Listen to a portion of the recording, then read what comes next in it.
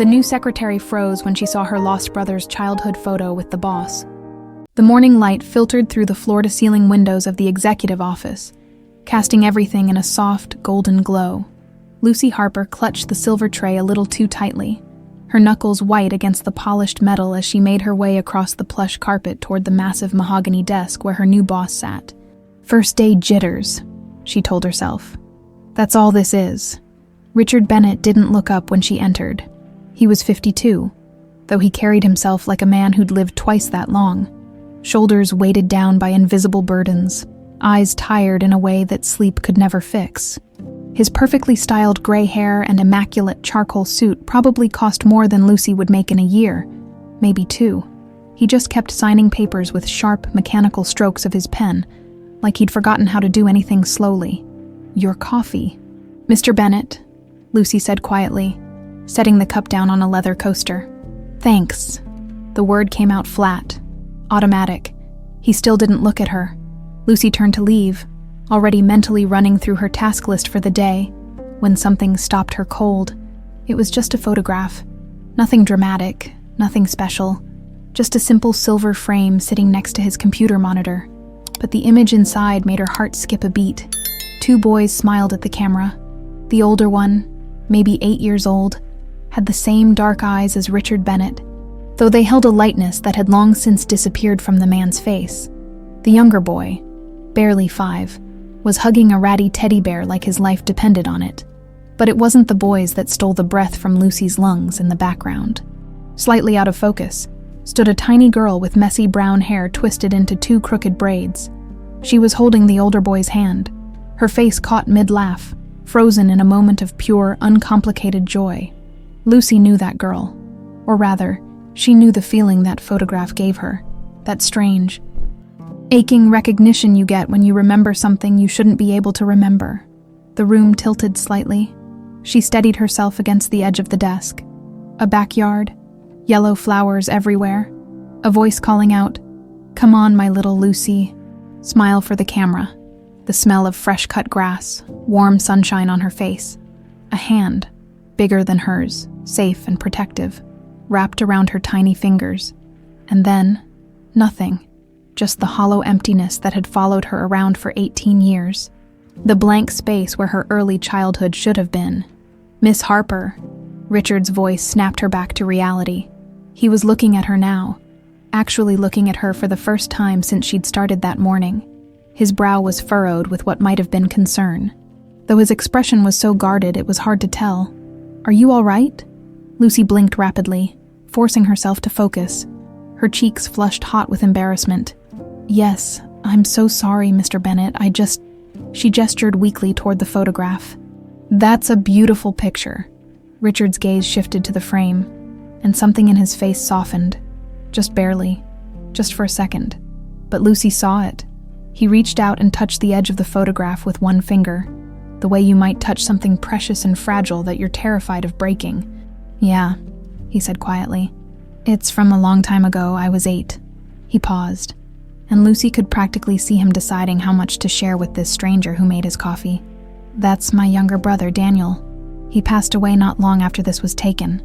"I'm so sorry," Lucy whispered. Richard nodded, still staring at the photo. "And that girl in the background," his voice caught just slightly. "That was my sister Isabella. She disappeared when she was 5 years old.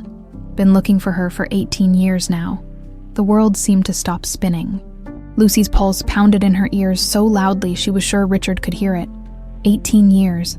She'd been found 18 years ago, alone and terrified in a Greyhound bus station in El Paso, Texas, with no memory of who she was or where she came from.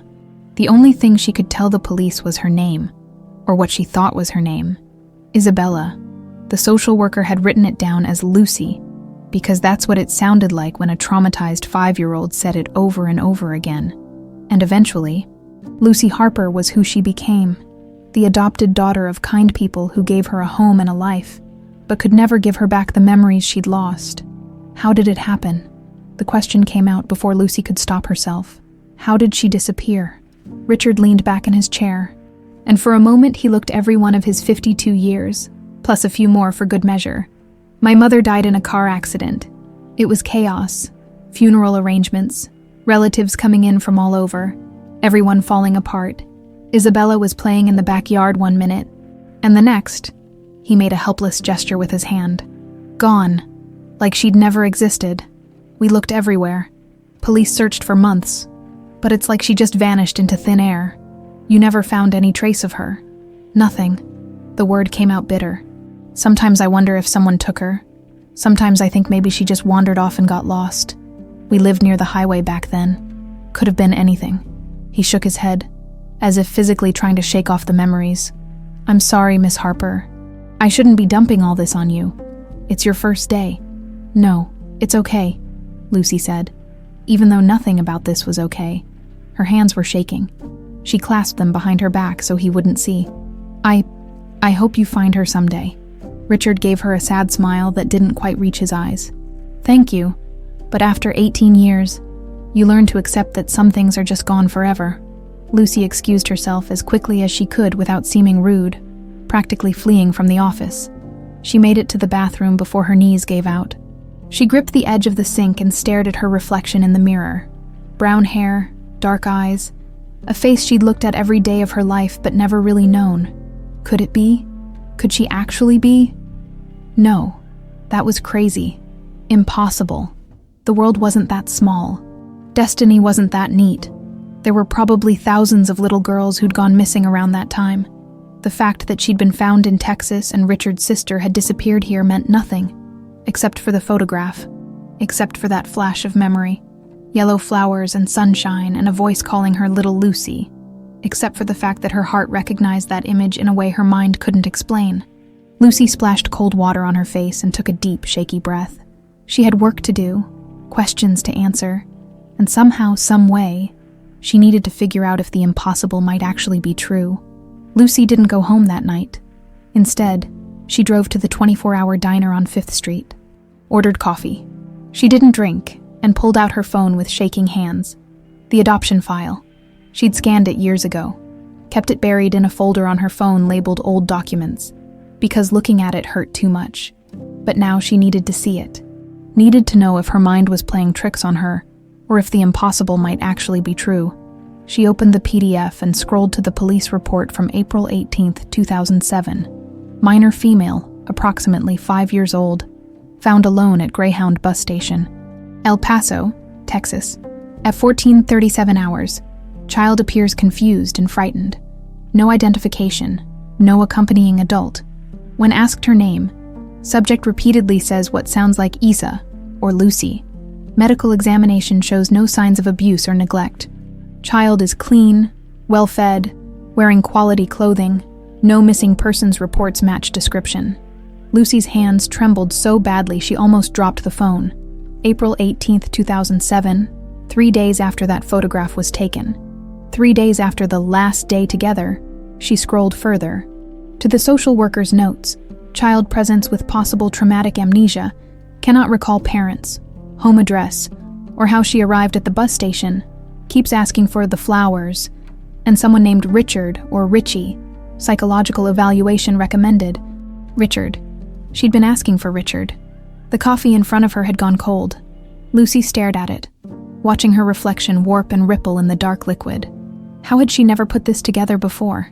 She'd spent years wondering about her past, had even hired a private investigator when she turned 18, but the trail had been ice cold. No missing persons reports matched. No family had ever come forward. It was like she'd appeared out of thin air, but she hadn't. She'd been taken, hidden, made to disappear. Her phone buzzed, making her jump. A text from an unknown number. This is Ethan Bennett. Dad gave me your number. Hope that's okay. Just wanted to check in. You seemed pretty shaken up today. Everything all right? Lucy stared at the message. Ethan, Richard's son.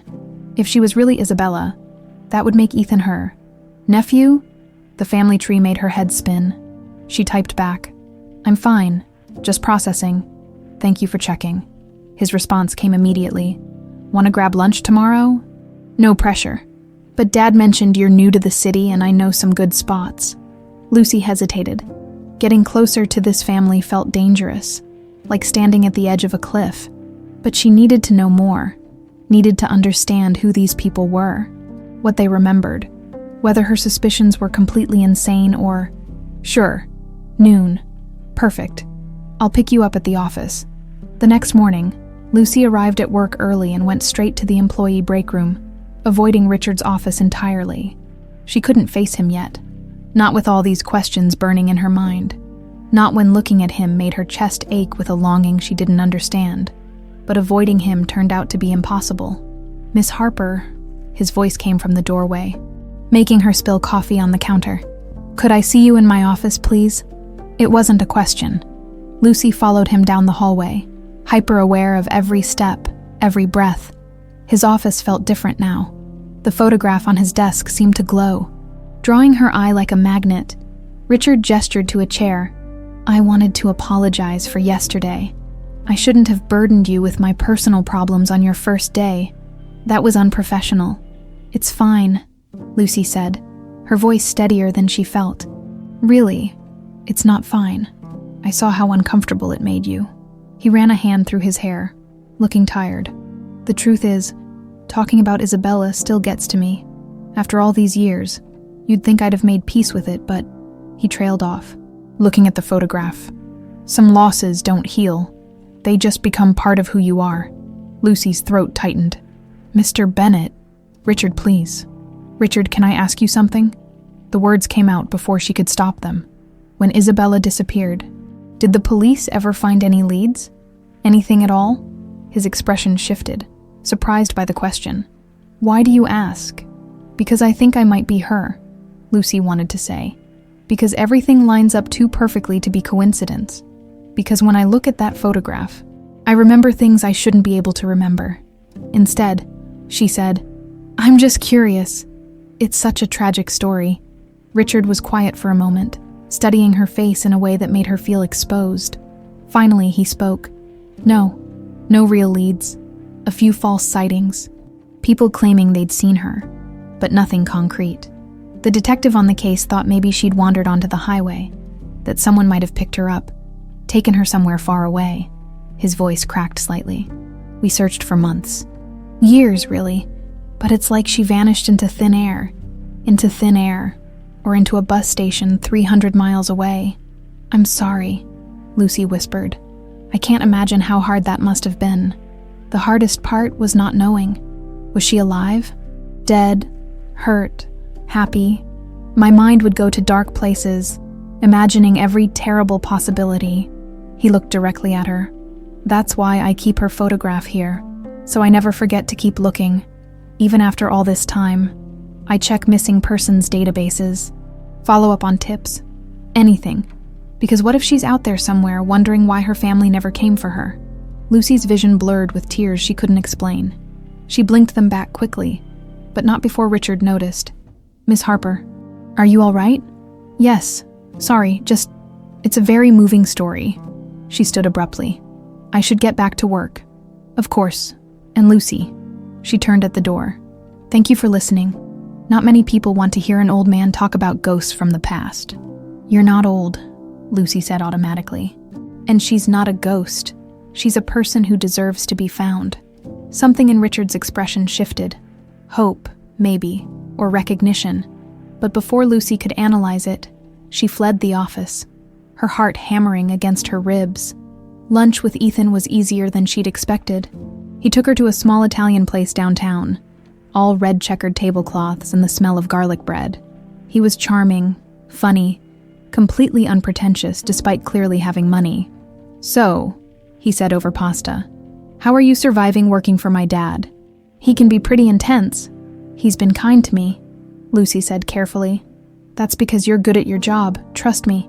He has no patience for incompetence. Ethan grinned. I should know. I work for him too. Technically, marketing department. He rides me harder than anyone else. That must be difficult. Nah, I get it. He doesn't want people thinking I got the position just because I'm his son. Which, I kinda did. But still. He took a sip of water. Besides, he's been different lately. Lighter, somehow. I think hiring you was good for him. Lucy's heart skipped. What do you mean? Just that he seems less haunted, I guess. Usually around this time of year, he gets really withdrawn. April's when Isabella disappeared, and it messes him up every time. But yesterday, when he talked about you, Ethan stopped, looking embarrassed. Sorry, that's weird. Forget I said anything. No, it's okay. What did he say about me? Just that you seemed kind, that there was something about you that felt familiar, which is probably just him projecting, honestly. Sometimes I think he sees Isabella in every young woman. Ethan's expression turned sad. I never knew her, obviously, but I've grown up with her ghost my whole life. It's like having a family member you've never met but who's always there anyway. Lucy understood that feeling more than Ethan could possibly know. They talked for another hour, about the city, about books, about nothing in particular. Lucy found herself relaxing, laughing at Ethan's stories about corporate mishaps and office drama. He was easy to be around, uncomplicated in a way that felt like a gift. As they were leaving, Ethan's phone rang. He glanced at the screen and grimaced. Speak of the devil, Aunt Margaret. Lucy's stomach dropped. Aunt Margaret? Yeah, Dad's younger sister. She's VP of the company. You'll meet her eventually. She's in Chicago this week for a conference. He answered the call. Hey, Aunt Margaret. Yeah, I'm at lunch, with Dad's new secretary, actually. Lucy couldn't hear the response, but she saw Ethan's expression shift. Her name's Lucy Harper. Why? A pause. No, I don't think so. Why would? Another pause. Longer this time. That's a weird question, but okay, I'll ask. He covered the phone. This is going to sound strange, but she wants to know where you're from originally. Every alarm bell in Lucy's body started ringing. Why? I have no idea. She's being cryptic. He spoke into the phone again. She's asking why you want to know. He listened, then looked at Lucy with confusion. She says it's important. Something about background checks for new employees. Lucy's mouth went dry. Tell her I'm from Texas, El Paso. Ethan repeated it, then went very still. Lucy watched the color drain from his face. What do you mean? That's what I thought. He asked slowly. Aunt Margaret, what are you... He pulled the phone away from his ear, staring at it. She hung up. What did she say? Lucy's voice came out barely above a whisper. Ethan looked at her, and in his eyes, Lucy saw the same recognition she'd been fighting since yesterday. She said, Keep that girl away from your father. Lucy couldn't sleep. For 3 nights straight, she'd tossed and turned. That photograph burned into her mind like a brand. Every time she closed her eyes, she saw it. The 2 boys, the teddy bear, and that little girl in the background who might have been her. On the 4th night, she gave up trying. At 2 a.m, she threw on jeans and a hoodie, grabbed her keys, and drove back to the Bennett Corporation building. The security guard, Mike, gave her a curious look when she flashed her new employee badge. Working late, Miss Harper. Forgot something at my desk, she lied, forcing a smile that felt too tight on her face. He waved her through without a second thought. The building felt different at night, hollow and strange, like a church after hours. Her footsteps echoed down the empty hallways as she made her way to Richard's office. Her hands shook as she used the master key he'd given her for emergencies. This probably didn't count as an emergency, but she was past caring.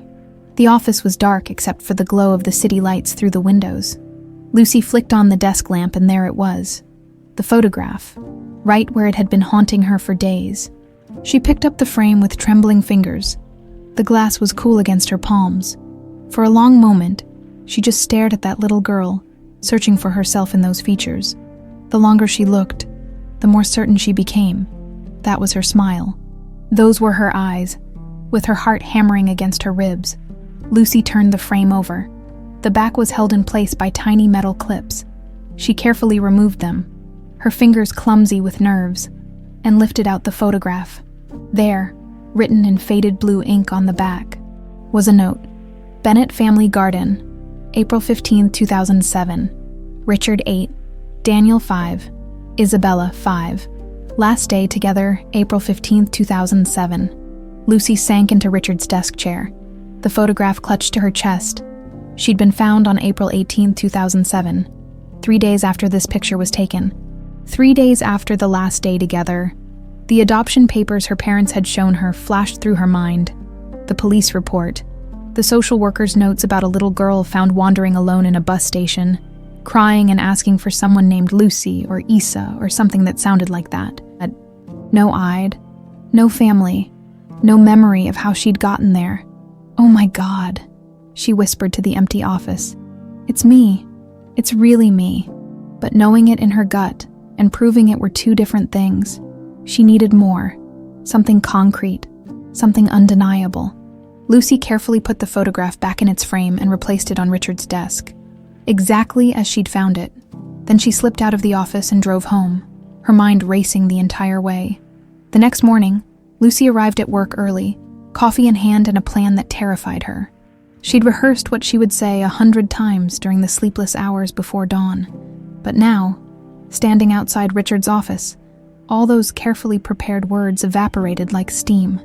"Just do it," she told herself, "before you lose your nerve." She knocked. "Come in." Richard looked up from his computer, surprise flickering across his usually stoic face. "Miss Harper, you're here early." "Mr. Bennett, Lucy's voice cracked. She cleared her throat and tried again. "I need to ask you something. It's personal, and I know it's inappropriate, but I have to know."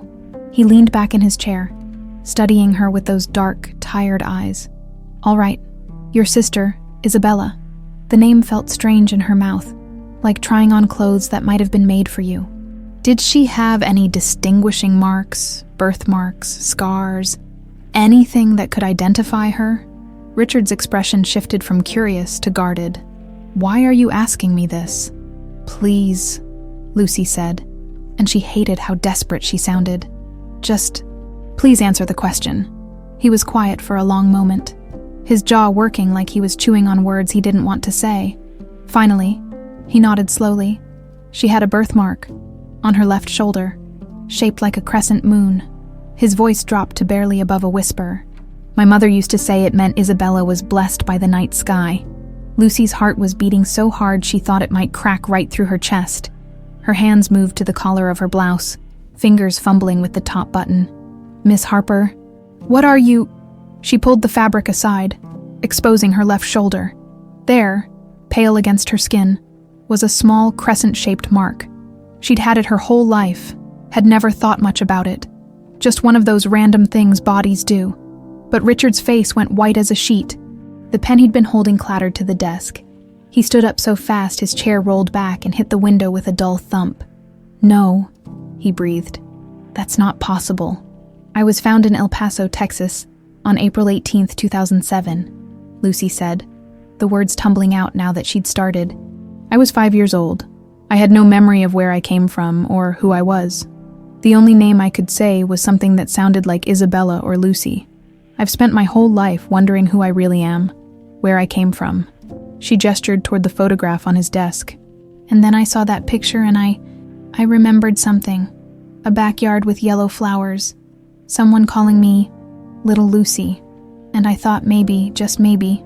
Richard covered his face with his hands. His shoulders shook for a terrible second. Lucy thought he was laughing at her, that this whole thing was some cosmic joke, and she was the punchline. But then she heard it, a choked, broken sound that might have been a sob. "Mr. Bennett." He lowered his hands. His eyes were red, wet with tears. He was trying desperately to hold back. "My God," he whispered. "Isabella, is it really you?" Before Lucy could answer, before she could even process what was happening, the office door flew open. Margaret Bennett stood in the doorway, immaculate as always in a cream-colored suit, her eyes sharp and cold as she took in the scene before her. "What's going on here?" Her voice could have cut glass. "Richard, why are you crying? And why is your secretary half undressed in your office?" Richard straightened up, wiping at his eyes with the back of his hand. When he spoke, his voice was thick with emotion, but steady. "Margaret, I think we found her. I think we found Isabella." Margaret's face went through a series of expressions so fast Lucy almost missed them. Shock, then fear, then something that looked almost like rage before settling into cool skepticism. "Don't be ridiculous," she said, stepping into the office and closing the door behind her. "Richard, You can't seriously believe this girl's wild story. She's obviously a con artist. She saw the photograph, did some research, and now she's here for your money. She has the birthmark, Richard said. Birthmarks prove nothing. They're common. Margaret's eyes fixed on Lucy like a snake sizing up prey. I want a DNA test immediately. And until we have proof, this girl doesn't get another cent from this family. Lucy found her voice. I'm not asking for money. I just want to know the truth. Then you won't mind the DNA test, Margaret said coldly. Of course not. Lucy lifted her chin, meeting Margaret's glare head-on. I want answers as much as you do. Richard nodded, still looking dazed. Yes, a DNA test. We'll do it today, Margaret smiled, but there was no warmth in it. Good. I'll make the arrangements myself. We'll use a lab I trust. As Margaret swept out of the office, already pulling out her phone, Lucy caught something in the older woman's eyes that made her stomach turn cold. It wasn't relief. It was fear. And Lucy couldn't shake the feeling that Margaret Bennett knew exactly who she was, and would do anything to keep that truth buried. The DNA test was scheduled for the following morning. Lucy barely slept that night, her mind spinning between hope and terror. What if the test proved she was wrong? What if she'd imagined the whole thing, seen connections that weren't there, but worse? What if she was right, and this fragile new reality she'd stumbled into came crashing down anyway? She arrived at the medical facility at 8 sharp. Richard was already there, looking like he hadn't slept either. Dark circles shadowed his eyes, and his usually perfect hair was slightly disheveled, like he'd been running his hands through it all night. Morning, he said quietly. Morning, Mr. Bennett. Richard, he corrected, his voice soft. If this is real, I think we can drop the formalities. Lucy nodded, not trusting herself to speak. A lump had formed in her throat that wouldn't go away. Margaret arrived 10 minutes later with a man Lucy didn't recognize. A thin, nervous-looking doctor who kept glancing at Margaret like he was waiting for instructions. Something about it felt off, but Lucy pushed the feeling aside. She was probably just being paranoid. The test itself was quick and painless. A simple cheek swab, a few vials of blood, paperwork signed. The doctor assured them results would be ready in 72 hours, though Margaret insisted on 48.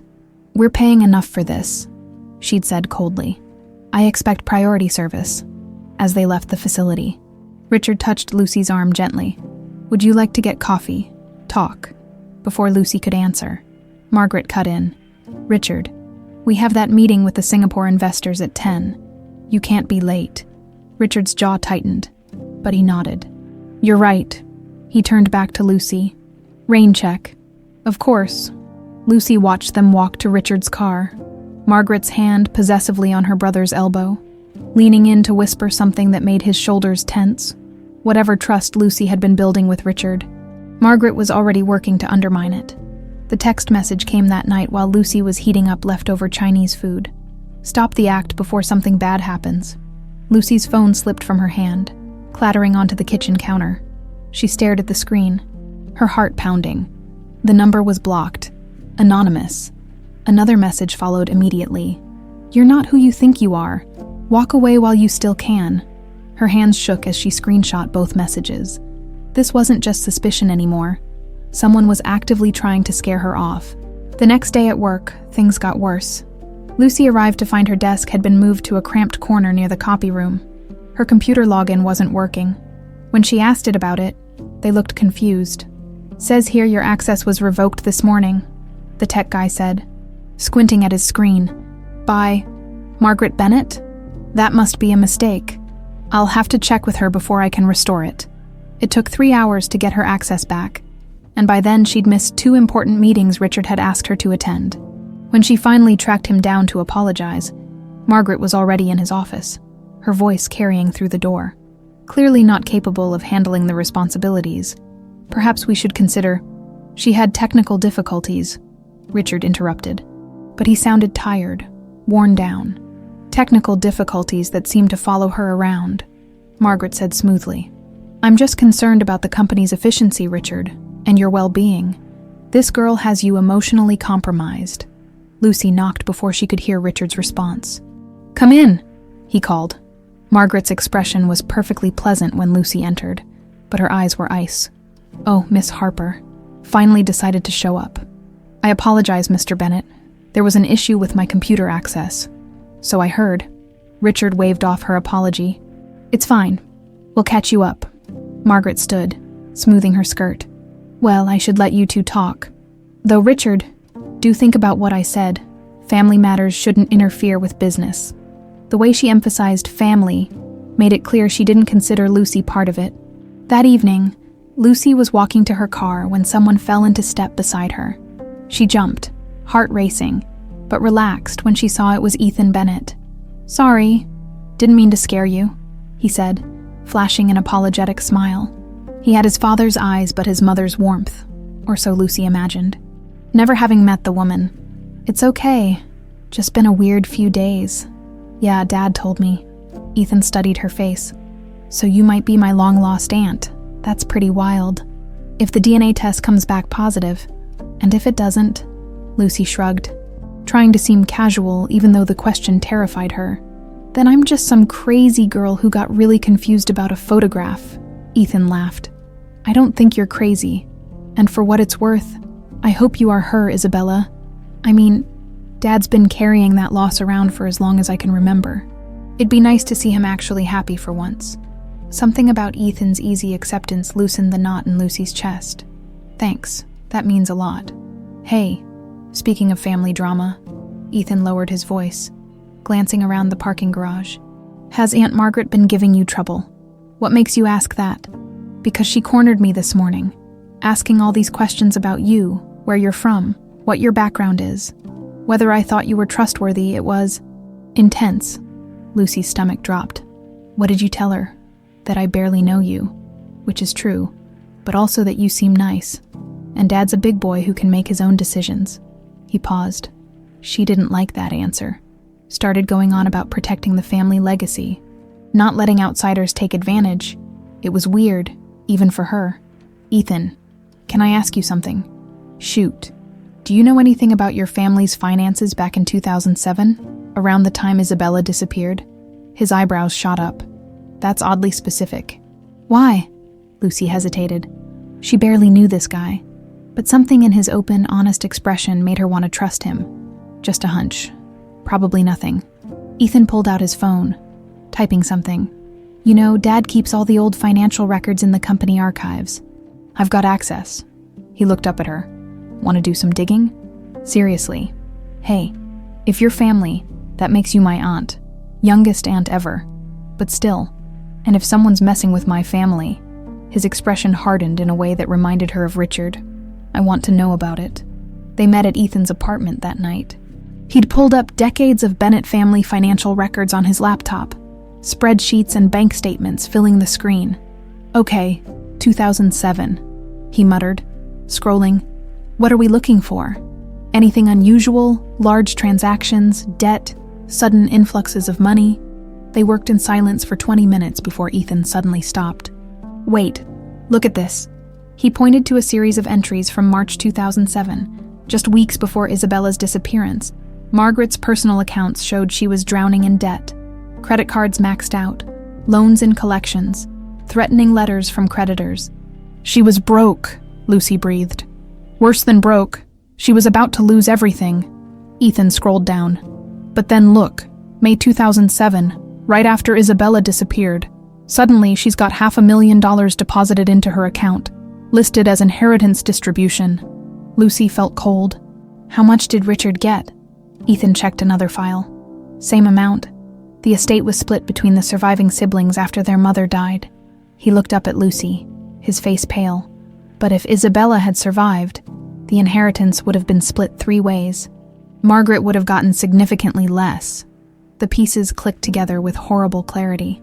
Margaret had been desperate for money. Isabella's disappearance had solved that problem perfectly. "You don't think she—" Ethan couldn't finish the sentence. Lucy's phone buzzed. Another text from the blocked number. "Last warning. Drop this, or you'll regret it." She showed it to Ethan. His jaw clenched. "We need to tell Dad."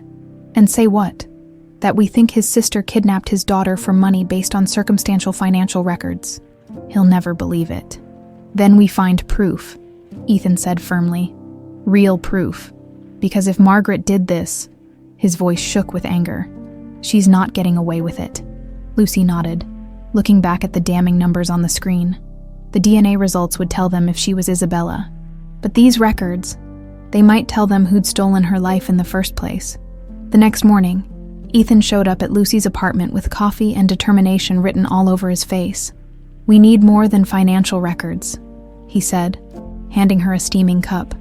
"We need someone who was actually there, someone who remembers what happened that day." Lucy wrapped her hands around the warm cup, grateful for something to hold on to. "Like who? Your dad's already told me everything he remembers." "Not Dad, Mrs. Morrison." "Who?" "Eleanor Morrison. She was our housekeeper for 20 years. Basically raised me after my mom died. She was there the day Isabella disappeared." Ethan pulled out his phone, scrolling through contacts. "She retired 5 years ago, but we still keep in touch. If anyone noticed something off about Aunt Margaret back then, it'd be her." An hour later, they were sitting in a cozy living room that smelled like lavender and old books. Eleanor Morrison was in her 70s, with silver hair pulled back in a neat bun and sharp blue eyes that still missed nothing. "Ethan Bennett," she said warmly, pulling him into a hug. "It's been too long, and you must be Lucy." Her gaze settled on Lucy with an intensity that made her feel exposed. "My goodness, you look just like her." "Like who?" Lucy asked, though her heart already knew. "Like Catherine, Richard's mother. You have her eyes, her smile." Mrs. Morrison shook her head slowly. "I wondered if I'd ever see that face again." They sat down, and Ethan explained why they'd come. Mrs. Morrison's expression grew somber. "That day," she said quietly. "April 15th. I'll never forget it, Mrs. Catherine had just been buried 2 days before. The house was full of relatives, people crying, arguing over the estate. It was chaos. Do you remember Margaret?" Lucy asked. Mrs. Morrison's lips pressed into a thin line. Margaret was different that day, nervous, kept checking her watch, making phone calls in the other room. "I remember because everyone else was grieving, but she seemed distracted, agitated." "Did you see her with Isabella?" "I did, late morning, maybe 10:30. Margaret took Isabella by the hand and said they were going for ice cream to cheer her up. The poor child had been crying all morning for her mother." Mrs. Morrison's voice cracked. "That was the last time I saw that little girl." Lucy's throat tightened. "When did Margaret come back?" "Hours later, maybe 2 in the afternoon, she was alone. Said Isabella had wandered off at the park while she was on the phone, but..." Mrs. Morrison hesitated. "But what?" Ethan leaned forward. "Her car was filthy, covered in dust, like she'd been driving on dirt roads, and she had this look in her eyes, wild and panicked, but also relieved, like she'd done something terrible but necessary." The old woman shook her head. "I told the police all this at the time, but they said there was no evidence of foul play. Margaret claimed she'd searched everywhere for Isabella, called the police immediately. Her story checked out." "Did she ever talk about it afterward?" Lucy asked. "Only once, about a month later. I found her in the kitchen late at night, drinking. She didn't know I was there. She was on the phone with someone, and I heard her say, 'It had to be done. There was no other way. She's better off wherever she is.'" Mrs. Morrison's eyes filled with tears. "I never knew what to make of that. I wanted to believe she meant Isabella was in a better place, maybe adopted by a loving family. But the way she said it," Ethan's hands had balled into fists. "Why didn't you tell someone?" "I tried.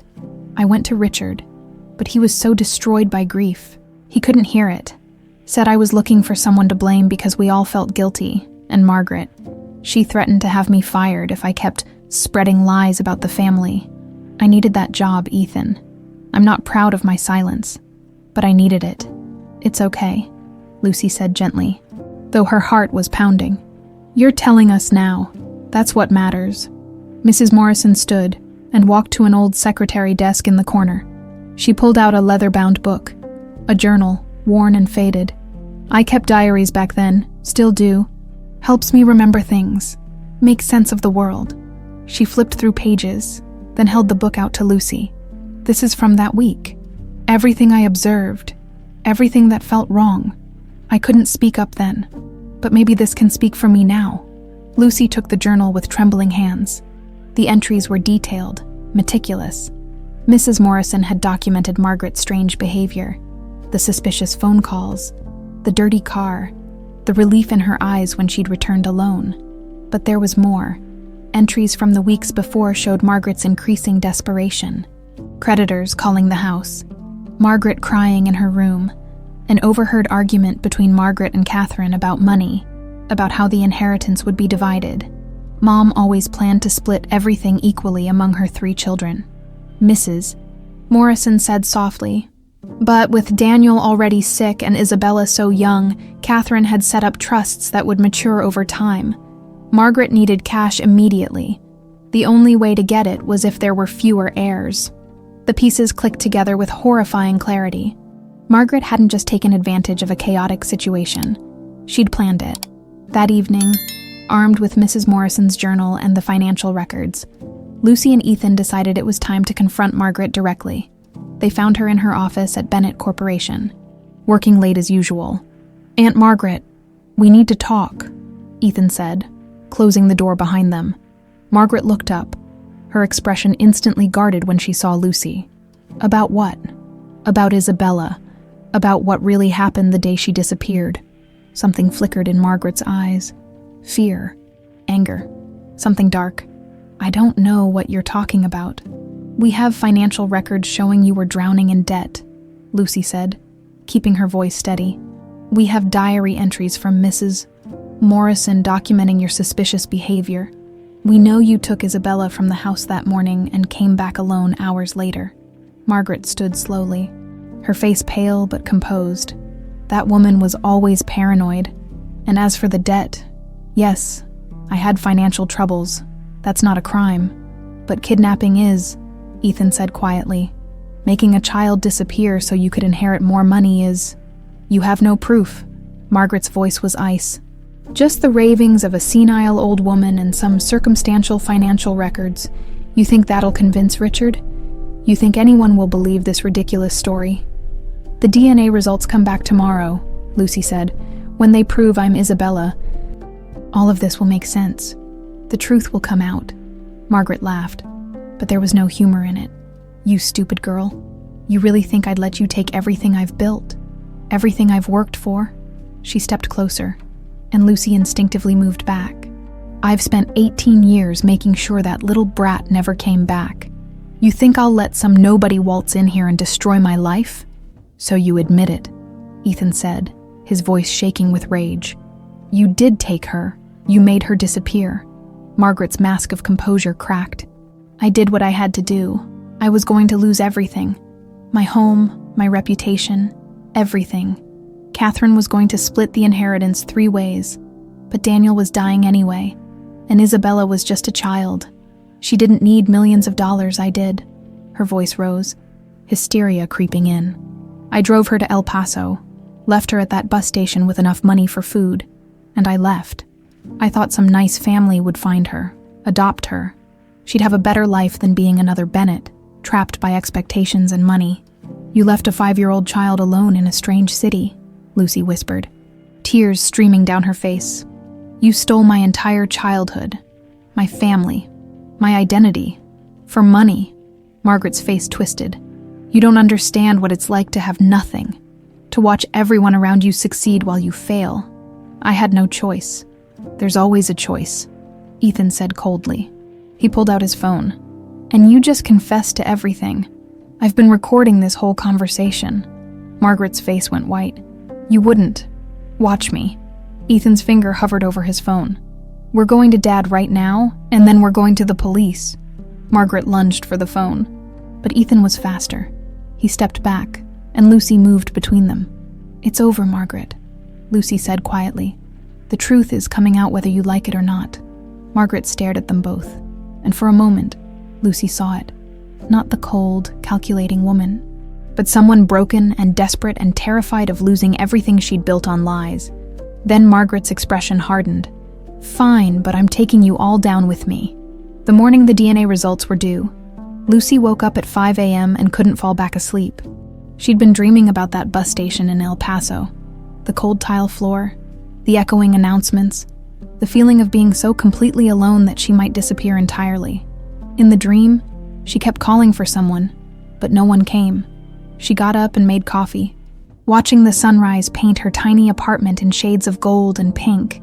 In a few hours, she'd know for certain, the woman she'd been for 23 years. Lucy Harper, adopted daughter, nobody special, might cease to exist. In her place would be Isabella Bennett, stolen child, lost daughter, heir to a fortune she'd never wanted. The thought terrified her. Her phone buzzed. A text from Ethan. "Dad wants us at his house at 10. Results are in." Lucy's hands shook so badly she could barely type back. "I'll be there." She spent the next 4 hours changing outfits 3 times, applying makeup and washing it off, practicing what she'd say, and then forgetting every word. By the time she pulled up to the Bennett estate, a sprawling mansion in the suburbs that made her feel like she'd driven into a movie, she felt like she might throw up. Ethan met her at the door. "You okay? You look a little green." "Just nervous." "Yeah, me too." He squeezed her shoulder. "Whatever happens, we've got your back." The house was as intimidating inside as it was outside. All marble floors and crystal chandeliers and furniture that probably cost more than Lucy's car.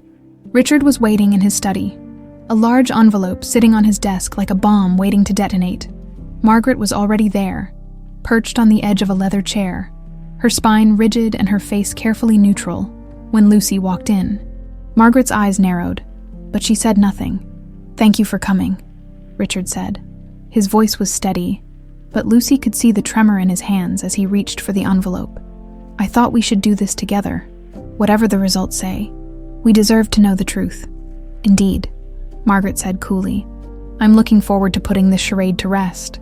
Lucy sat down across from Richard, Ethan standing protectively beside her chair. The silence in the room was suffocating.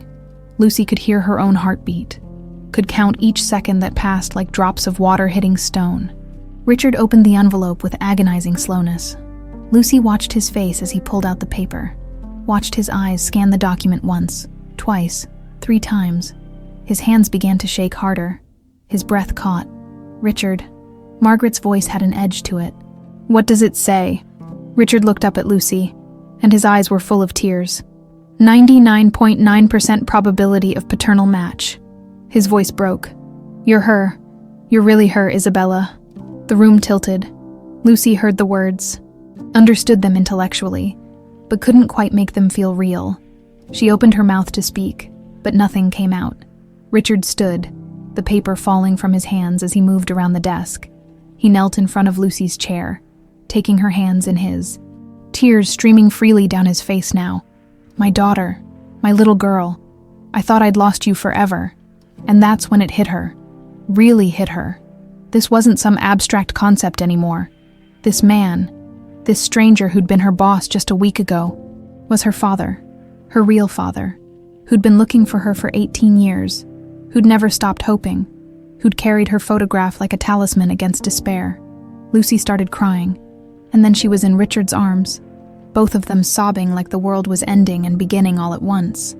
18 years of absence collapsed into this single moment of reunion, and it was too much. Too big, too overwhelming to process. "I'm sorry," Richard kept saying. "I'm so sorry I didn't protect you. I'm sorry I didn't find you sooner." "It's not your fault," Lucy managed through her tears. "It was never your fault." Ethan was crying too, pulling them both into a group embrace. "I have a sister," he said, laughing and crying at the same time. "I actually have a sister." Across the room, Margaret sat frozen, her face the color of ash. Lucy looked at her over Richard's shoulder and saw naked fear in the woman's eyes. Margaret knew. She knew that her world was about to come crashing down. "This is impossible," Margaret said, but her voice lacked conviction. "There must be some mistake. DNA tests can be wrong." "Not at 99.9%, Ethan said sharply. "Accept it, Aunt Margaret. Lucy is Isabella. She's family." "Family," Margaret repeated, and she laughed, a high, brittle sound that made the hairs on Lucy's neck stand up. "You want to talk about family? Let me tell you about family." "Margaret, don't," Richard warned, but Margaret was past listening. She stood up, her carefully constructed composure finally shattering. "You think finding her solves everything? You think this happy reunion erases what happened? She was supposed to stay gone. She was supposed to disappear forever." The room went silent. Even Richard pulled back from Lucy, staring at his sister in horror. "What did you just say?" His voice was deadly quiet. Margaret realized her mistake a second too late. She tried to backtrack. "I just meant, it's been so long. We'd all accepted." "No." Richard stood slowly, and Lucy had never seen anyone look so angry. "You said she was supposed to stay gone, supposed to disappear forever. How would you know that unless she made it happen?" Ethan finished, pulling out his phone. "Which she did. We have proof." He held up his phone, tapped play on the recording from the night before. Margaret's voice filled the study, clear and damning. "I drove her to El Paso, left her at that bus station, and left. I thought someone would adopt her." Richard's face went white, then red. He looked at Margaret like he'd never seen her before. You did this. You took my daughter. You made us think she was dead or kidnapped or..." He couldn't finish. His hands were shaking with rage. Margaret's mask finally dropped completely. All the fear, all the desperation, all the guilt she'd been hiding for 18 years came flooding out. "I had to," she screamed. "You don't understand what it was like. Mom was going to give you everything anyway because you were the oldest, the responsible one. I was drowning in debt, about to lose my house, my car, everything. The inheritance was my only chance. But she was going to split it 3 ways. And I needed more. I needed all of it." She was crying now, makeup running down her face. Daniel was already dying. Everyone knew it, and Isabella was just a child. She didn't need millions of dollars, but I did. I needed it. "So you threw away a 5-year-old child like garbage," Lucy said quietly, standing. "You left me alone in a city I didn't know, terrified and crying for my family, because you wanted money. I gave you a chance at a normal life," Margaret insisted desperately. "Away from all this pressure, these expectations. I thought I was doing you a favor. You thought..." Richard couldn't even form words. He looked at Ethan. "Call the police now." "No." Margaret lunged forward, but Ethan was already dialing. "Richard, please. I'm your sister. We can work this out. We can keep this in the family." "You stopped being my sister the moment you laid hands on my daughter," Richard said, his voice like ice. "You're going to pay for every second she spent away from us, for every tear, every nightmare, every moment she felt alone and abandoned. You're going to pay for all of it." Margaret looked around wildly, trapped and desperate. For a moment, Lucy almost felt sorry for her. Almost. Then she remembered being 5 years old in that bus station, terrified and alone, calling for a family that never came. The police arrived 20 minutes later. The police took Margaret's initial statement right there in Richard's study. Lucy watched from the corner as her aunt, her aunt, sat rigid in that leather chair, her lawyer already on speakerphone barking instructions to say nothing. But Margaret couldn't seem to help herself, even as her attorney shouted, "Don't answer that." She kept talking, kept trying to justify what she'd done. "I provided for her," Margaret insisted to the detective, a tired-looking woman named Rodriguez. "I left money with her, $20. That was enough for food, for someone to help her." "You left a 5-year-old child alone in a bus station in a city she didn't know," Detective Rodriguez said flatly. "That's not providing for her. That's abandonment. That's child endangerment. And depending on what else we find, it could be kidnapping." Margaret's lawyer was screaming through the phone now. "My client will not be answering any more questions without proper representation present." "Your client just confessed on a recorded line," Rodriguez said. "But sure, we can continue this at the station." They took Margaret away in handcuffs. Lucy watched through the window as they put her in the back of the patrol car and felt nothing. No satisfaction, no vindication, just a hollow sort of emptiness where anger should have been. Richard stood beside her, his hand on her shoulder. "Are you okay?" Lucy almost laughed. "I don't know. Should I be? There's no right way to feel right now." His hand tightened slightly. "For what it's worth, I'm sorry you had to see that. Sorry you had to be part of this at all." "I'm not." Lucy turned to face him. "I spent 18 years not knowing who I was. At least now I know the truth, even if it's ugly. The news broke that night. Someone at the police station must have leaked it, because by 6 p.m. reporters were camped outside the Bennett estate. Lucy watched the news coverage from Richard's living room. Surreal seeing her own face on screen next to a childhood photo of Isabella. Extraordinary reunion after 18 years, the anchor was saying. Margaret Bennett, vice president of Bennett Corporation, has been arrested on charges of kidnapping and child endangerment. Sources say she may have taken her niece for financial gain. Richard muted the TV. We should make a statement. Control the narrative before it gets completely out of hand. What would we even say? Ethan asked. He'd been pacing for the last hour, too wired to sit still. The truth? Lucy said quietly. Or as much of it as we're comfortable sharing. Richard's publicist arrived an hour later. A sharp woman named Diana who looked like she'd dealt with worse scandals than this, though Lucy couldn't imagine how. They crafted a statement together. Lucy sitting on Richard's couch and trying to find words for something that had no words. In the end, they kept it simple. The Bennett family is grateful to confirm that Lucy Harper is, in fact, Isabella Bennett, who disappeared in 2007. We are relieved to have her home, and ask for privacy during this difficult time as we process these events and support the ongoing investigation. Diana read it over twice, made a few tweaks, then looked at Lucy. You're going to get a lot of attention. Interview requests, book deals, people coming out of the woodwork claiming they knew you. My advice, say nothing. Let your lawyer handle it. I don't have a lawyer. You do now, Richard said. I've already called Marcus Freeman. He's the best. He'll handle everything. The media, the legal stuff with Margaret's case. Whatever you need. Lucy wanted to argue that she didn't need all this, that she could handle things herself. But the truth was, she was already drowning. Okay, thank you. That night, Richard insisted Lucy stay at the house rather than go back to her apartment where reporters were probably waiting. He showed her to a guest room that was bigger than her entire apartment, with a 4-poster bed and an ensuite bathroom that had a tub the size of a small pool. If you need anything at all, just ask, he said from the doorway. He looked exhausted, like he'd aged 10 years in one day. Richard, Lucy said as he was leaving, can I ask you something? Of course. Do you think you can really see me as your daughter? Not just Isabella who disappeared, but me, Lucy, the person I became. Richard was quiet for a long moment. Then he walked back into the room and sat on the edge of the bed. I've thought about Isabella every day for 18 years. Wondered what she'd look like, what she'd be interested in, whether she'd still have that laugh that sounded like bells.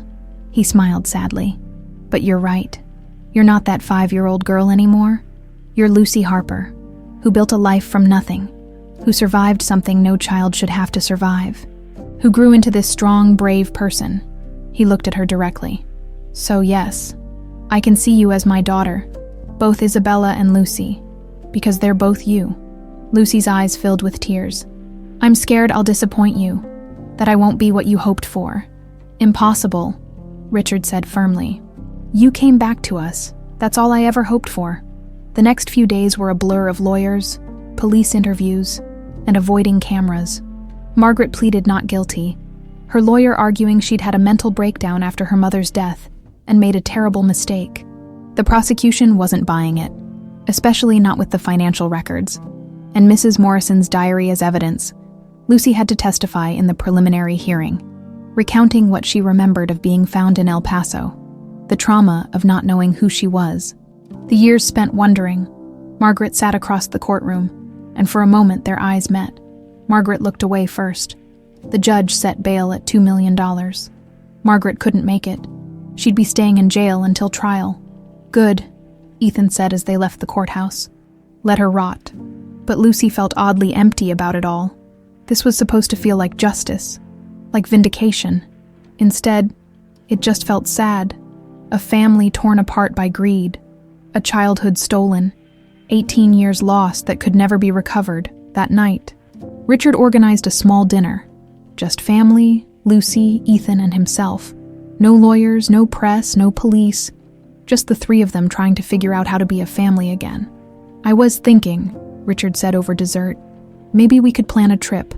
The three of us. Somewhere quiet where we could just get to know each other. No pressure, no expectations, just time. I'd like that, Lucy said softly. Ethan grinned. Road trip. I've always wanted to drive up the coast. Road trip, Richard agreed.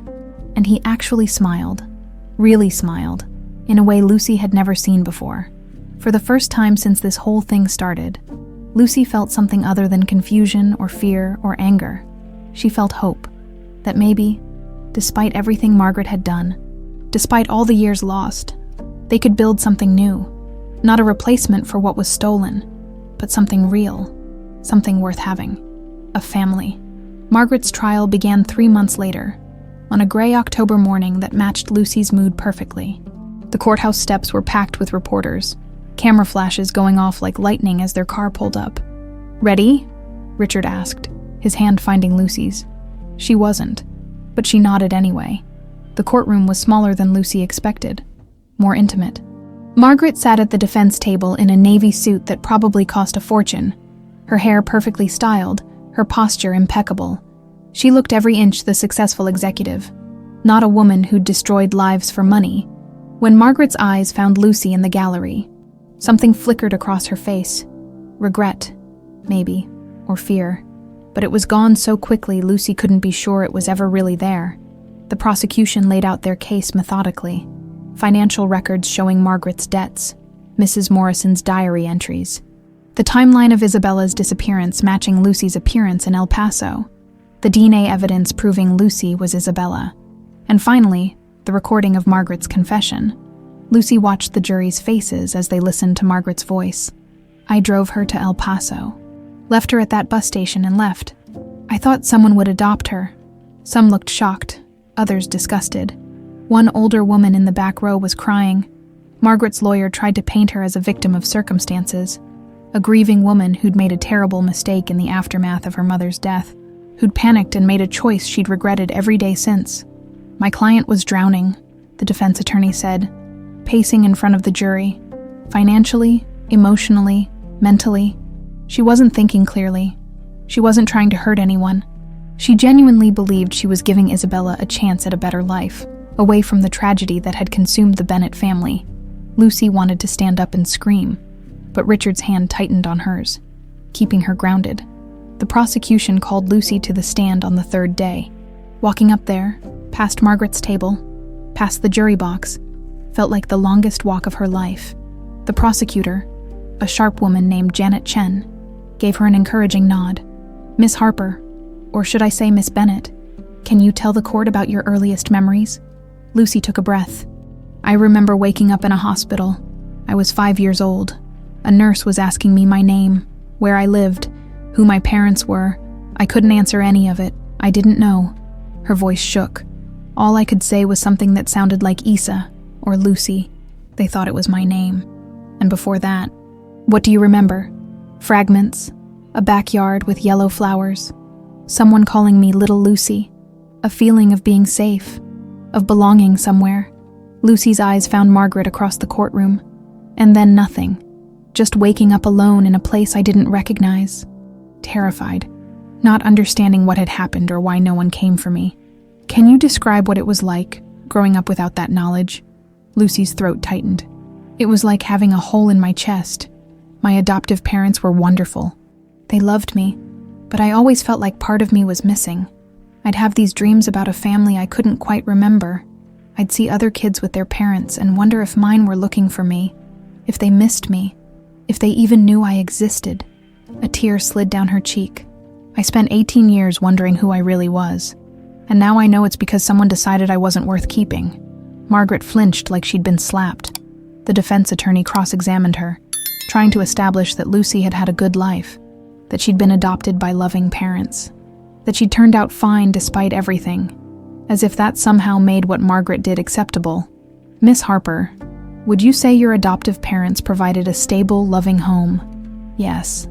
"And you received a good education?" "Yes." "You have friends, a career, a life you've built for yourself?" "Yes, but..." "So despite this unfortunate beginning, you've actually thrived, haven't you?" Lucy looked at the lawyer, then at Margaret, then at the jury. "I survived. That's not the same thing as thriving, and it doesn't erase what was taken from me. I lost my father, my brother, my entire family. I lost 18 years of memories, of belonging, of knowing where I came from.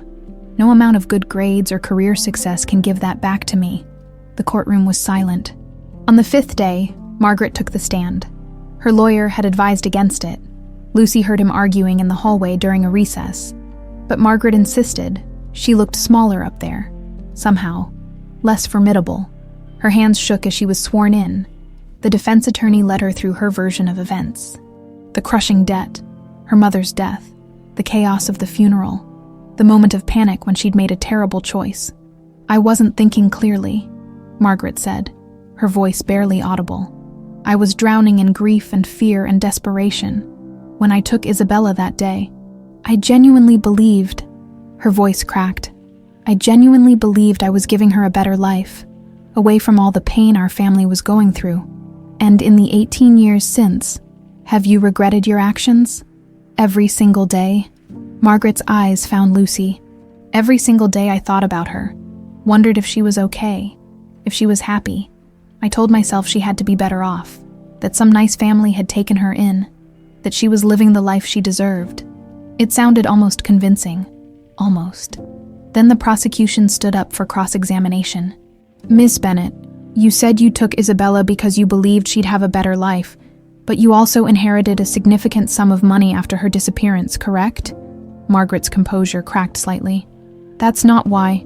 "Yes or no, Miss Bennett?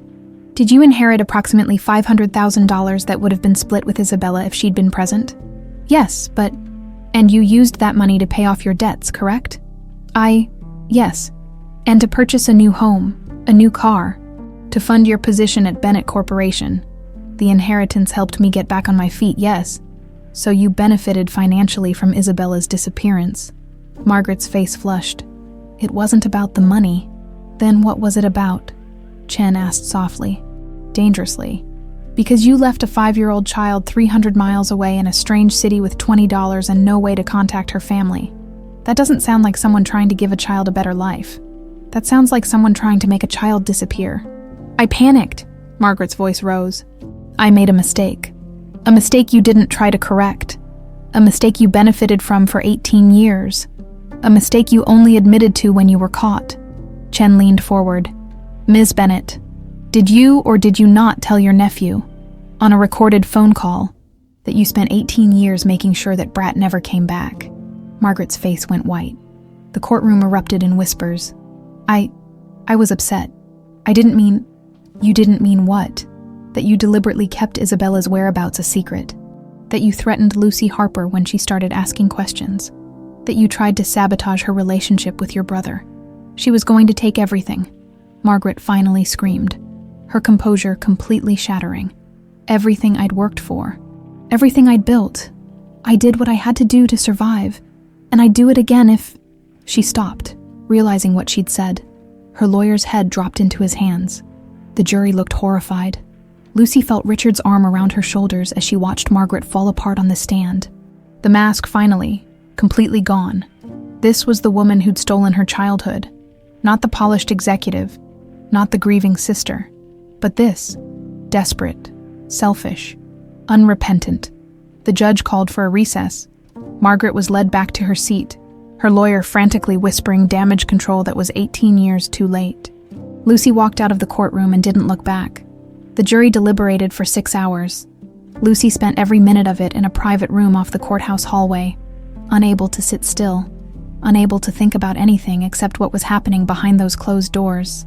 Richard sat beside her, quiet and steady. Ethan paced like a caged animal, checking his phone every 30 seconds, even though the bailiff had promised to come get them the moment there was news. "What if they don't convict her?" Lucy finally said, breaking the silence that had stretched too long. "What if they believe her story, that she was just confused and grieving?" "They won't," Richard said firmly. "You heard her up there. She showed them exactly who she is. But what if..." "Lucy," Richard took her hands. "Whatever happens in that courtroom doesn't change the truth. It doesn't change that you're my daughter, that you're home, that we're family now. Margaret can't take that away from us. Not anymore. Lucy wanted to believe him, but 18 years of not knowing who she was, of feeling like she belonged nowhere, had taught her that the world wasn't always fair, that truth didn't always win. The bailiff knocked at 4:15. They've reached a verdict. Lucy's stomach dropped. Richard squeezed her hand. Ethan stopped pacing and fell into step beside them as they walked back to the courtroom. The gallery was packed again. Reporters, curious onlookers, people who'd followed the case like it was some kind of entertainment.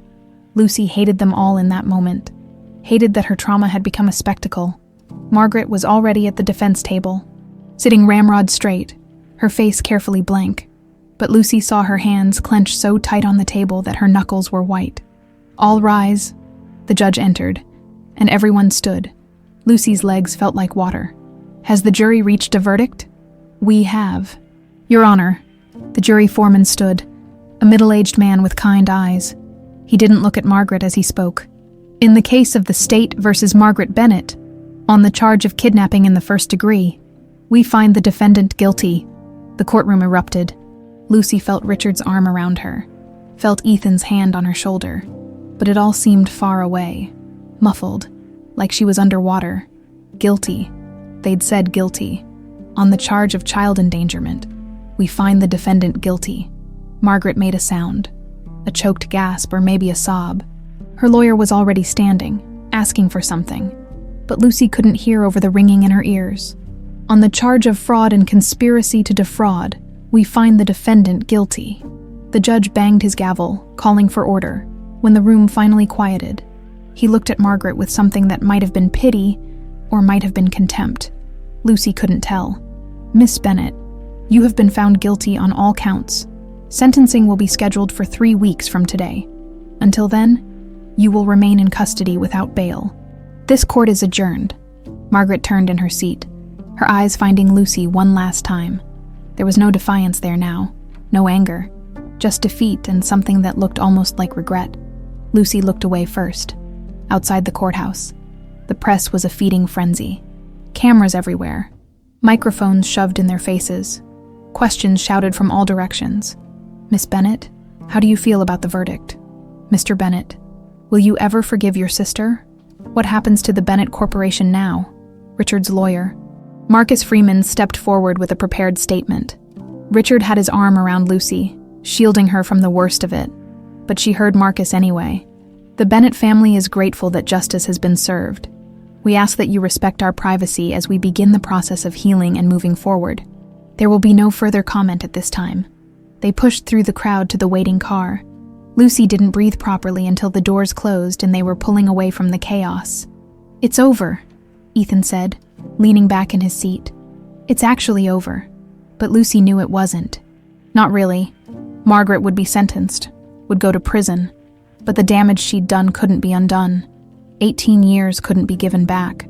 The childhood Lucy had lost, the family she'd been separated from, the memories that should have been hers, none of that could be restored. What they had now was different, new, and Lucy didn't know yet if it would be enough. 3 weeks later, they returned to the courthouse for sentencing. This time there was less media circus, less spectacle, just the families on both sides and the unavoidable reporters. The judge was the same, stern, fair, unmoved by Margaret's lawyer's pleas for leniency. Ms. Bennett, he said, looking down at her from the bench, you were entrusted with the care of a vulnerable child, your own niece, during a time of tremendous family tragedy. Instead of protecting her, you exploited that tragedy for your own financial gain. You abandoned a 5-year-old child in a strange city, knowing full well she could have died, been trafficked, or suffered any number of terrible fates. That she survived and eventually found her way back to her family is not a testament to your decision-making. It's a miracle despite it. Margaret stood frozen, tears streaming down her face. You've shown no genuine remorse, only regret at being caught. You've attempted to minimize your actions, to justify the unjustifiable. This court has heard enough. He paused, looking at his papers. On the charge of kidnapping in the first degree, I sentence you to 15 years in state prison. On the charge of child endangerment, I sentence you to 5 years, to be served consecutively. On the charge of fraud, I sentence you to 3 years, also consecutive. In total, you will serve 23 years in prison with the possibility of parole after 18 years. The same amount of time Lucy had spent not knowing who she was. Do you have anything to say before I finalize this sentence? Margaret looked back at Lucy one more time. Her voice, when she spoke, was so quiet, Lucy almost didn't hear it. I'm sorry. For whatever it's worth, I'm sorry. Lucy didn't respond, didn't nod, didn't acknowledge it, because sorry didn't give her back what was taken. Sorry didn't erase the years of wondering, of feeling incomplete, of being lost. Sorry was just a word. The gavel came down. Margaret was led away, and this time Lucy knew she wouldn't see her again for a very long time. Maybe never, if Lucy had her way. That night, Richard called an emergency meeting with the Bennett Corporation Board of Directors. Lucy and Ethan sat in the gallery as he addressed the room full of executives and shareholders who'd watched their family drama play out in the national news. Effective immediately, I'm removing Margaret Bennett from all positions within the company, Richard said, his voice carrying across the room. Her shares will be held in trust, pending the outcome of civil suits. I'm also implementing new oversight procedures to ensure that nothing like this can ever happen again. There were murmurs, some supportive, some concerned about the company's image. Furthermore, Richard continued, I'm stepping back from day-to-day operations to spend more time with my family. Ethan will be taking on more responsibilities in the company, and Lucy, he looked at her with something like pride, will be joining us in an executive capacity once she's ready. Lucy's eyes widened. They hadn't discussed this. After the meeting, she cornered Richard in his office. You can't just give me a position because I'm your daughter. I'm not, Richard said calmly. I'm giving you a position because you're smart, capable, and you've already proven you can handle high-pressure situations with grace. The fact that you're my daughter is just a bonus. I don't know anything about running a corporation. Neither did I when I started, you'll learn. He smiled. Besides, I owe you 18 years of birthdays, Christmases, graduations, considerate back pay. Lucy laughed despite herself. That's not how this works. Sure it is. I'm the CEO. I make the rules. For the first time in weeks, Lucy felt something unclenching in her chest. Something that might have been hope, or might have been peace, or might have been the beginning of believing that maybe, just maybe, everything would be okay. 6 months later, spring came to the Bennett estate like a promise kept. The gardens that had once been overgrown and neglected now bloomed with careful attention. Roses in every color, tulips nodding in the breeze, and in the far corner, a patch of yellow flowers that Lucy had insisted on planting herself. She stood there now, on a Saturday morning with dirt under her fingernails and the sun warm on her face, and felt something she hadn't felt in a very long time. Peace. You're going to get sunburned, Ethan called from the patio, holding up a bottle of sunscreen like a concerned parent. Lucy laughed. I'm fine, almost done anyway. She patted the soil around the last flower and stood, brushing off her knees. The garden was beautiful now, transformed from the wild, sad place it had been in that old photograph. But in the center, right where the picture had been taken all those years ago, they'd planted something special, a white rosebush for Daniel. Richard had cried when she'd suggested it. They'd planted it together on what would have been Daniel's 30th birthday, the three of them kneeling in the dirt like they were planting hope itself. It's perfect, Richard said now, coming down from the house with a tray of lemonade. He'd changed in the past 6 months, smiled more, laughed easier, looked 10 years younger. Turned out having your daughter back could do that to a person. They sat on the patio together, the three of them, like they did most weekends now. It had become their ritual. Saturday mornings in the garden, talking about everything and nothing, just being a family. I got a call from Mom yesterday, Lucy said, meaning her adoptive mother, Sarah Harper. Richard had insisted on meeting her and her husband Tom within weeks of the trial ending. It had been awkward at first. How do you thank someone for raising your daughter when you should have been the one doing it? But they'd found a way. The Harpers were good people. They'd loved Lucy when she had no one else. Richard would always be grateful for that. How is she? Good. She wants to know if you're all coming to the 4th of July barbecue.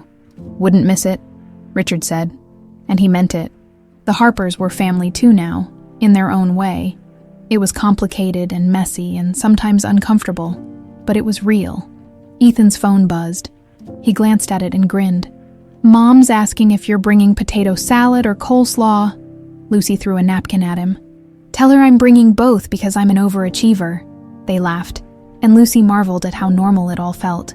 6 months ago, she'd been terrified that she'd never fit into this family, that she'd always be the awkward piece that didn't quite belong. But somehow, gradually, they'd figured it out, not by trying to recreate what had been lost, but by building something new. "Oh, I almost forgot," Richard said, pulling an envelope from his pocket. "This came for you." Lucy took it, recognizing the prison postmark immediately. Her stomach clenched. Margaret had written her letters, dozens of them over the past 6 months. Lucy had thrown away the first few without reading them, but eventually, curiosity got the better of her. The letters were always the same: apologies, explanations, justifications that rang hollow, no matter how Margaret phrased them. This one was different, shorter, just a single page. "Lucy, I know you probably won't read this.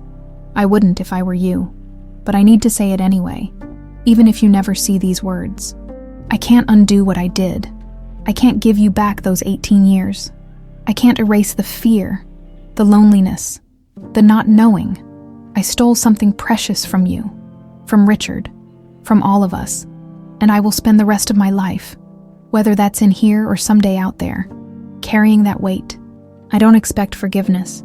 I don't deserve it, but I want you to know that seeing you now, seeing you with Richard and Ethan, seeing the family you've become, it's the only thing that gives me any peace. You didn't just survive what I did to you. You found your way home. You built something beautiful out of the ashes I left behind. I'm sorry. I will always be sorry, and I will always be grateful that you're stronger than I ever was."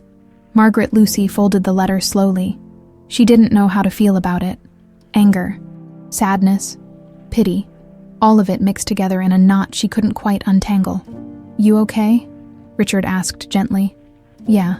Lucy tucked the letter back in the envelope. "I think I am."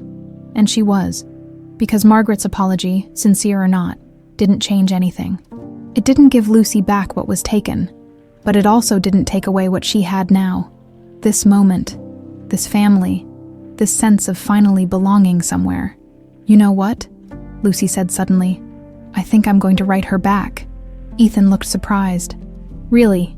"Yeah. Not to forgive her. I'm not there yet. Maybe never will be. But to tell her that I'm okay, that despite everything she did, I found my way. Maybe that's the best revenge there is. Being happy anyway." Richard reached over and took her hand. "You're a better person than I am." "I learned from the best," Lucy said, squeezing back. That afternoon, they drove to the cemetery where Catherine Bennett and Daniel were buried. It was something they did once a month now, bringing fresh flowers and spending time with the family members who couldn't be there to see this reunion. Lucy knelt by Daniel's headstone, running her fingers over the engraved letters of his name. She'd never known him, this brother who died when she was 5, but she felt connected to him anyway, through the stories Richard and Ethan told, through the photographs they'd shown her, through the empty space he'd left in their lives. "Hi, Daniel," she said softly. "I wish I could remember you. Dad says you used to call me Izzy, and that you'd let me steal your toys and never complained. That sounds nice. I think I would have liked having you as a big brother." She paused, tears pricking her eyes. "I hope wherever you are, you know I'm okay now. I'm home, and I think you'd like Ethan. He reminds me of you from what everyone says." Richard knelt beside her, placing a hand on her shoulder.